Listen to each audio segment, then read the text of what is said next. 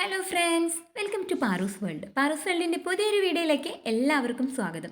ഇന്ന് നമുക്ക് ഈ സീസണിലൊക്കെ കിട്ടുന്ന ചക്ക ഉപയോഗിച്ചിട്ട് നല്ലൊരു ഉണ്ണിയപ്പത്തിൻ്റെ റെസിപ്പിയാണ് കേട്ടോ. എന്താ പ്രത്യേകത എന്ന് വെച്ചാൽ ഇൻസ്റ്റൻ്റ് ആയിട്ട് നമുക്ക് ഉണ്ണിയപ്പം ഉണ്ടാക്കാം. അതായത് നമ്മൾ അരച്ച് പുളിപ്പിക്കേണ്ട ഒന്നും ആവശ്യമില്ല. നല്ല സോഫ്റ്റ് ആയിട്ടുള്ള ഉണ്ണിയപ്പം എങ്ങനെയാണ് ഉണ്ടാക്കുന്നതെന്ന് കാണാം. അതിന് മുന്നേ ചാനൽ ആദ്യമായിട്ട് കാണുന്നവർ സബ്സ്ക്രൈബ് ചെയ്യണേ. അപ്പം നമുക്ക് ഈ ഇൻസ്റ്റൻ്റ് ആയിട്ടുള്ള ചക്ക ഉണ്ണിയപ്പം ഉണ്ടാക്കാനായിട്ട് ഞാനിവിടെ നമ്മുടെ പുട്ടുപൊടി ഉണ്ടല്ലോ, അത് ഒരു കപ്പ് എടുത്തിട്ടുണ്ട്. അപ്പോൾ നല്ല തരികളോട് കൂടിയ പുട്ടുപൊടിയാണ് എടുത്തിട്ടുള്ളത്. അപ്പോൾ ആദ്യം തന്നെ നമ്മളതൊരു പാത്രത്തിലേക്ക് ഇട്ട് കൊടുക്കുന്നുണ്ട് കേട്ടോ. അപ്പോൾ നമുക്ക് അരിയൊന്നും അരയ്ക്കേണ്ടെന്ന് ഓൾറെഡി പറഞ്ഞിട്ടുണ്ടല്ലോ. അപ്പോൾ നമ്മൾ ഇതിനെ ഒന്ന് കുതിർക്കാൻ പോവുകയാണ്. അപ്പോൾ നമ്മളിതാ ഏകദേശം എടുത്ത പാത്രത്തിൽ തന്നെ 1.5 കപ്പ് വെള്ളമാണ് ഇതിലേക്ക് ഒഴിച്ചു കൊടുക്കുന്നത് കേട്ടോ. അപ്പോൾ നമ്മൾ 2 കപ്പൊന്നും ഒഴിക്കാൻ നിൽക്കണ്ട, 1.5 കപ്പ് തന്നെയാണ് കറക്റ്റ് ആയിട്ടുള്ള അളവ്. കാര്യം നമ്മൾ ശർക്കരയൊക്കെ ഉപയോഗിക്കുമ്പോൾ നമ്മുടെ വെള്ളത്തിൻ്റെ അളവ് കൂടി പോവാതിരിക്കാൻ വേണ്ടിയിട്ടാണ്. ഇനി ഒന്ന് നന്നായിട്ടൊന്ന് മിക്സ് ചെയ്ത് കൊടുക്കുന്നുണ്ട് കേട്ടോ. അപ്പോൾ എല്ലാ ഭാഗത്തും കട്ടകളൊക്കെ ഉണ്ടെങ്കിൽ ഒന്ന് ഉടഞ്ഞ് കിട്ടാൻ വേണ്ടിയിട്ടാണ്. ഒന്ന് നന്നായിട്ട് മിക്സ് ചെയ്തു. ഇനി ഇത് നമ്മൾ ഒരു 10-15 മിനിറ്റ് നേരം വെച്ചാൽ മതിയാവും. ഒരുപാട് നേരമൊന്നും വെക്കേണ്ട, നമ്മുടെ തരികൾ പെട്ടെന്ന് തന്നെ കുതിർന്ന് കിട്ടിക്കോളും. ഇപ്പോൾ ഇതാ നോക്കൂ, നമ്മുടെ തരികളൊക്കെ അത്യാവശ്യം നന്നായിട്ട് കുതിർന്ന് വന്നിട്ടുണ്ട് കേട്ടോ. അപ്പോൾ ഞങ്ങളിവിടെ എടുത്തിരിക്കുന്ന പൊടി എന്ന് പറയുന്നത് പച്ചരിയും പുഴുങ്ങലരിയും കൂടെ പൊടിച്ചിട്ടുള്ളതാണേ. ഇനി ഈ സമയത്ത് നമുക്കിതിനൊക്കെ ആവശ്യമായിട്ടുള്ള ശർക്കര എടുത്തു കൊടുക്കാം. അപ്പോൾ ശർക്കരയുടെ അളവ് നിങ്ങൾ മധുരത്തിനനുസരിച്ച് നിങ്ങൾ ഉപയോഗിച്ചോളൂ കേട്ടോ.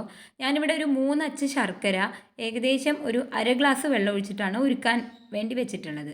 ഈ സമയത്ത് നമ്മുടെ നേരത്തെ കുതിർന്നിട്ടുള്ള നമ്മുടെ അരി ഉണ്ടല്ലോ, ഇതൊന്ന് അരച്ചെടുക്കാം. അപ്പോൾ ഞാനിതാ മുഴുവനായിട്ടും ഇതിലേക്ക് ചേർത്ത് കൊടുക്കുന്നുണ്ട്.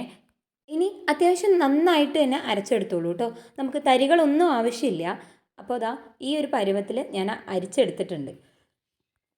അപ്പോൾ ഇതാ നോക്കൂ, നമ്മുടെ ഈ ഒരു കൺസിസ്റ്റൻസി എന്ന് പറയുന്നത് ഇതാ ദോശമാവിൻ്റെ ഒരു തിക്നെസ് ഉണ്ട് മാവിന് എപ്പോഴും. അപ്പോൾ ഇതാ ഇനി അടുത്തതായിട്ട് നമ്മൾ ഇതേ ജാറിലേക്ക് നമ്മൾ നേരത്തെ എടുത്തു വെച്ച ചക്ക, അപ്പോൾ നമുക്ക് ഇതാണ് ചക്ക വരട്ടിയത് കേട്ടോ. നമ്മൾ ദിവസങ്ങളായിട്ട് നമുക്ക് വർഷങ്ങളും ഒക്കെ കേടുകൂടാതെ സൂക്ഷിക്കാൻ പറ്റുന്ന നമ്മുടെ ചക്ക നെയ്യും അതുപോലെ തന്നെ ശർക്കരയൊക്കെ ഇട്ട് വരട്ടി വെച്ചതാണേ. അപ്പോൾ ഇതിൽ മധുരത്തിനനുസരിച്ച് വേണം നമ്മുടെ ശർക്കര ഉപയോഗിക്കാൻ വേണ്ടിയിട്ട്. ഇനി നമ്മളിതാ നമ്മുടെ അരിച്ച് വെച്ചിട്ടുള്ള ശർക്കര പാനി അതും കൂടെ നന്നായിട്ട് അരച്ചിട്ട് ഒഴിച്ചു കൊടുക്കുക. അപ്പോൾ ഇതാ നമ്മുടെ ശർക്കര പാനി കൂടെ ഇതിലേക്ക് ഒഴിച്ചിട്ട് നന്നായിട്ടൊന്ന് അരച്ചെടുക്കുക. അത്യാവശ്യം നല്ല പേസ്റ്റ് ആവുന്ന വരെ തന്നെ അരച്ചെടുത്തോളൂ കേട്ടോ. പിന്നെ നമ്മുടെ ചക്ക വരട്ടി ഒരുപാട് ഹാർഡാണ് എന്നുണ്ടെങ്കിൽ നിങ്ങളൊരു ഇത്തിരി ചൂടുവെള്ളം ഒഴിച്ചിട്ട് ഒന്ന് കുതിർത്ത് വെച്ചതിന് ശേഷം എപ്പോഴും അരയ്ക്കുക കേട്ടോ. അങ്ങനെയാണെങ്കിലാണ് നമുക്കത് പെട്ടെന്നൊന്ന് ബ്ലെൻഡായിട്ട് കിട്ടുള്ളൂ. ഇനി ഞാനൊന്ന് നന്നായിട്ടൊന്ന് അരച്ചെടുക്കട്ടെ. ഇപ്പോൾ ഇതാ നമ്മുടെ ചക്ക വരട്ടിയത് കണ്ടോ, ഇങ്ങനെ ഒരു പരുവത്തിലാണ് നമ്മൾ അരച്ചെടുത്തിട്ടുള്ളത്. കണ്ടല്ലോ. അപ്പോൾ ഒരുപാട് ലൂസായിട്ടൊന്നുമല്ല, നമ്മുടെ മാവിന് ഏകദേശം യോജിച്ച് പോകുന്ന തരത്തിലാണ് കേട്ടോ. ഇനി നമ്മുടെ ഈ നേരത്തെ അരച്ച് വെച്ചിരിക്കുന്ന അരിമാവിലേക്ക് നമ്മൾ ചക്കയും ശർക്കര പാനിയും കൂടെ ചേർത്തിട്ടുള്ള നമ്മുടെ ഈ ഒരു മിക്സ് ഉണ്ടല്ലോ, അത് ചേർത്ത് കൊടുക്കുക. എന്നിട്ട് നമ്മളിതാ നന്നായിട്ടൊന്ന് മിക്സ് ചെയ്യുക കേട്ടോ. ഞാനൊരു ചെറിയ വിസ്ക് എടുത്തിട്ടാണ് നന്നായിട്ട് മിക്സ് ചെയ്തെടുക്കുന്നത്. അപ്പോൾ മിക്സിയുടെ ജാറിൽ അടിച്ചാൽ കുറച്ച് എളുപ്പമാവില്ലേ എന്ന് നിങ്ങളിത് കാണുന്ന ആൾക്കാർ വിചാരിക്കുന്നുണ്ടായിരിക്കും.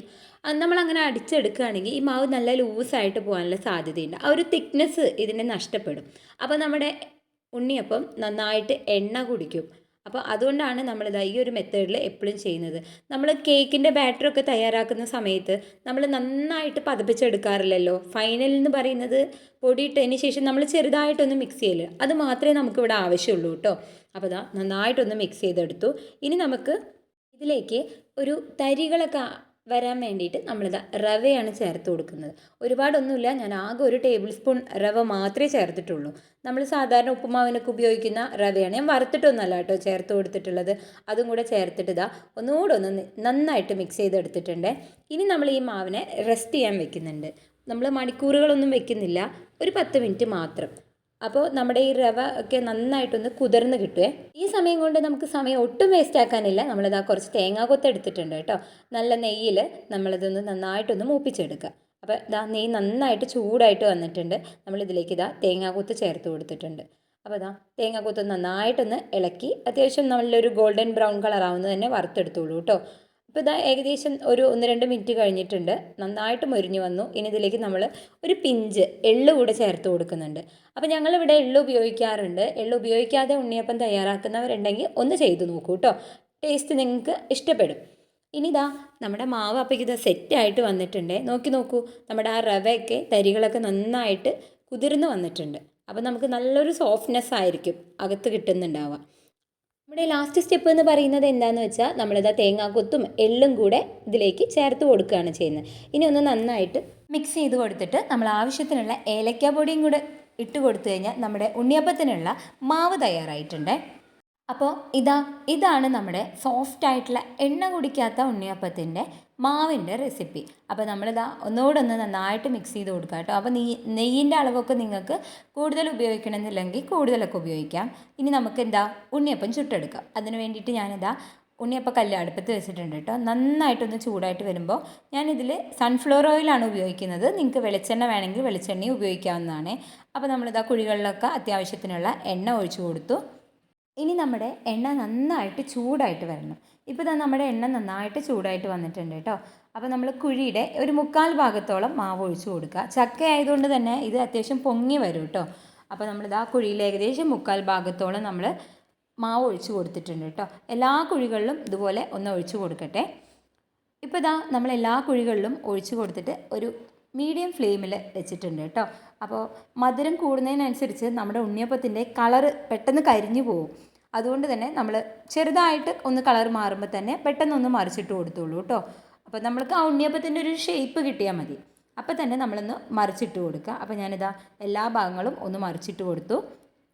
ഇനി നമ്മൾ ഒരു കാര്യം ശ്രദ്ധിക്കേണ്ടത് എന്താണെന്ന് വെച്ച് കഴിഞ്ഞാൽ ഉണ്ണിയപ്പം ഉണ്ടാക്കുന്ന സമയത്ത് നമുക്ക് എപ്പോഴും മധുരത്തിനേക്കാൾ, അതായത് ഇപ്പോൾ 1 കപ്പ് അരി എടുക്കുന്ന സമയത്ത് നമ്മൾ അതിൻ്റെ ഒരു 1/4 ഭാഗത്തോളം മാത്രം ശർക്കര ഉപയോഗിക്കുക.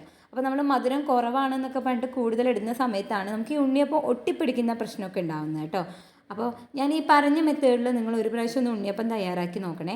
അപ്പോൾ പെർഫെക്റ്റ് ആയിട്ട് എങ്ങനെയാണ് ഉണ്ണിയപ്പം ഉണ്ടാക്കുക എന്നുള്ള വീഡിയോ ഞാൻ മുന്നേ ചെയ്തിട്ടുണ്ട് കേട്ടോ. അത് ഞാൻ താഴെ ഡിസ്ക്രിപ്ഷനിലും അതുപോലെ ടാഗ് ചെയ്തിട്ടൊക്കെ കൊടുക്കാവുന്നതാണ് കേട്ടോ. അപ്പോൾ ഇതുപോലെ നമ്മുടെ ഉണ്ണിയപ്പമൊക്കെ നമ്മളിതാ റെഡിയാക്കി എടുത്തു. നമുക്ക് എണ്ണയിൽ നിന്നും കോരി മാറ്റും. അപ്പോൾ ഈ സ്വാദിഷ്ടമായിട്ടുള്ള ചക്ക ഉണ്ണിയപ്പം എല്ലാവർക്കും ഇഷ്ടമായെന്ന് വിചാരിക്കുന്നു. ഇഷ്ടപ്പെട്ട ലൈക്ക് ചെയ്യാനും ഷെയർ ചെയ്യാനും സബ്സ്ക്രൈബ് ചെയ്യാനും മറക്കും.